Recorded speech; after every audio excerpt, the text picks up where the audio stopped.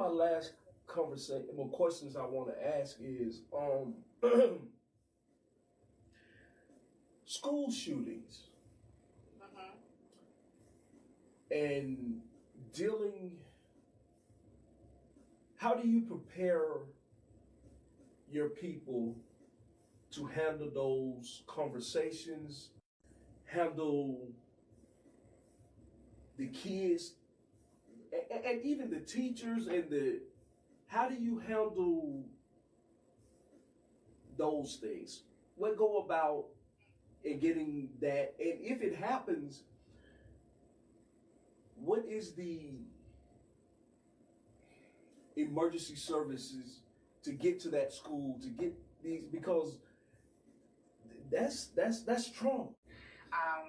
In Clayton County and many counties, we utilize a program called Prepare. It's a national training model to prepare school staff for emergency crisis situations, right? So my staff, my psychologists are trained in Prepare, so they're first responders. They know how to go in after a crisis and triage a situation. They know which child needs to go home, which child needs to stay.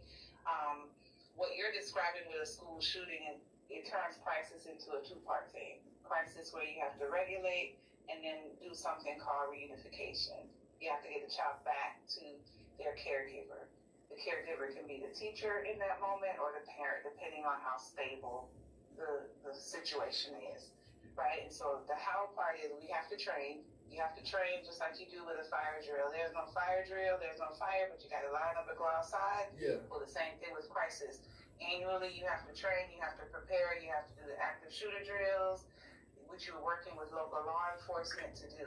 So law enforcement has their part in preparing us, but as mental health providers, we have our part too in teaching teachers, and we use youth mental health first aid. Teach teachers how to look for warning signs, what you should report, how you should de-escalate situations. So it's kind of like a layered approach in training, and then you have to be able to respond. We have a grant in Clayton County that has supported reunification. And so reunification is, again, if something happens at your school and you have to leave it, and now you have to go to a different site. How do parents safely get to that site to pick you up? How do we take that site and then break it down into areas?